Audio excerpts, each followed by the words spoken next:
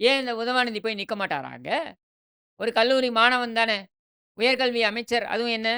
பிற்பட்ட வகுப்பைச் சேர்ந்தவர் தான். தலித் சமூகத்தைச் சேர்ந்தவர் தான். யார் கோவி செழியனா?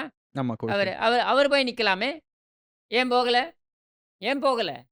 அப்ப இதிலிருந்து என்ன தெரியும்? ஆதி திராவிடர் நலத்துறை அமைச்சர் ஒருவர் இருக்கிறார். அவர் என்ன செய்து கொண்டிருக்கிறார்?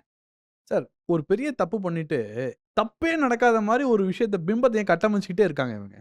நம்ம தான் சார் பெரிய தப்பு பண்ணிட்டோம்.